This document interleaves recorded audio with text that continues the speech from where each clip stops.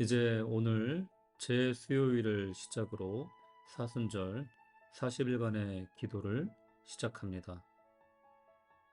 이번 사순절은 예수님이 십자가에서 말씀하셨던 가상 7언을 중심으로 함께 묵상하고 기도하는 시간 갖도록 하겠습니다. 40일 동안 주님의 그 희생과 사랑을 생각하시고 부활을 체험하시는 복된 기도의 시간 되시기를 주님의 이름으로 축원합니다.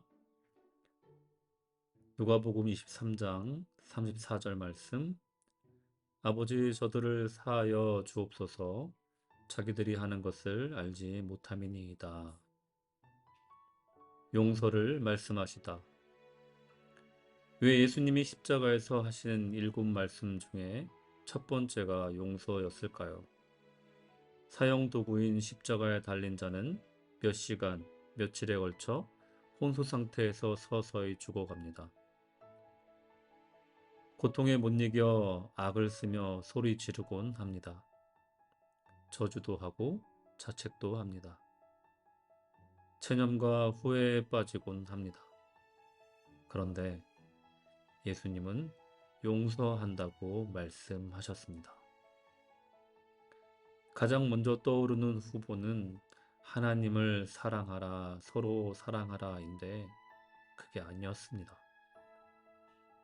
성경에 가장 많이 반복된 명령인 두려워하지 말라도 아니고 기도하라, 전도하라도 아닙니다. 왜 하필이면 용서일까요?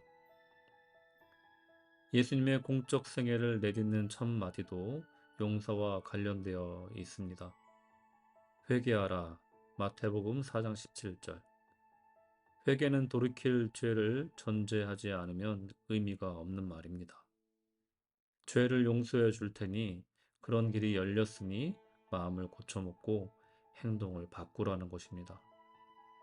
그러니 주님의 첫 외침은 정령 용서입니다. 예수님이 이 땅에 오신 이유도 죄 용서였습니다. 스스로 당신의 사명을 밝히시기를 잃어버린 자를 찾기 위해 오셨다고 누가복음 19장 10절에 말씀하시고 당신이 대속물로 죗값이 되기 위해 이 땅에 오셨다고 마가복음 10장 45절에서 말씀하셨습니다. 주님은 이 땅에 우리의 죄를 용서하기 위해 그리고 그 용서의 대가가 되기 위해 오신 것입니다. 용서 없이는 예수도 없습니다.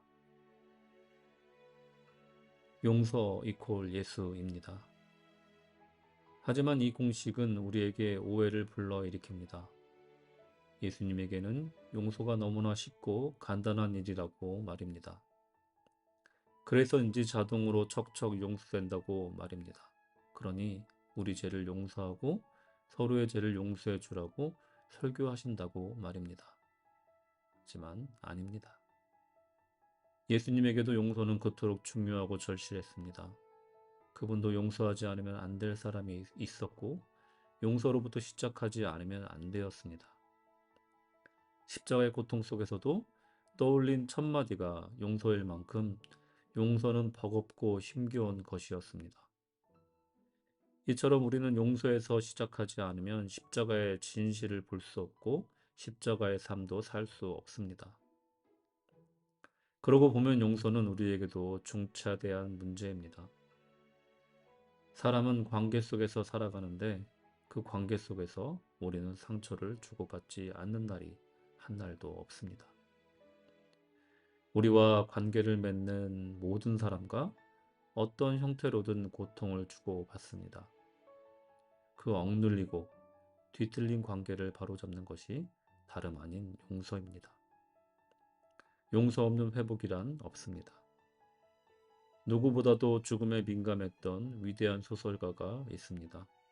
19세기 러시아를 대표하는 위대한 작가 레프 니콜라이예프스키 톨스토이입니다. 그는 자신의 삶을 녹여 쓴 작품 이반 일리치의 죽음에서 용서를 구하는 것이 마침내 삶의 완성이고 죽음의 공포를 극복하는 힘임을 역설했습니다. 소설의 주인공인 이반 일리치는 약간의 굴곡은 있었지만 나름 평탄하고 승승장구한 관료였습니다. 사소한 실수로 다친 몸이 갈수록 도저 죽음의 문턱에 다다라서야 자신의 과거를 소환합니다. 돌아보니 사랑하지 않는 삶이었습니다. 상처받은 아내와 아이들이 보였습니다. 아버지의 죽음을 슬퍼하며 우는 아이의 머리를 쓰다듬는다는 것이 그만 때린 것이 되었습니다. 용서해줘 라고 말한다는 것이 그만 내보내가 되고 말았습니다. 차마 하지 못한 말이지만 그 말을 아이와 아내가 알아차렸다고 생각하니 그 순간 위안과 함께 자신을 비추는 따뜻한 빛을 느낍니다. 그러면서 그렇게 두려워했던 죽음을 받아들이게 됩니다. 용서를 받음으로 죽음을 수용하게 된 것입니다. 이 소설은 우리 주님의 첫 말씀이 왜 용서인지를, 마지막 말씀이 왜 죽음에 관한 것인지 뚜렷하게 드러냅니다. 작가에게는 용서가 죽기 전 마지막 말이었다면 우리에게는 사랑하는 사람에게 반드시 해야 할 첫마디입니다. 매일매일 용서를 말할 때 우리는 가상칠언의 맨 마지막 말씀처럼 우리 영혼을 온전히 하나님 아버지 손에 의탁할 수 있습니다. 그러므로 예수님과 함께 여기서 시작해야 합니다. 용서받고 용서하는 그것이 새로운 삶의 출발점입니다.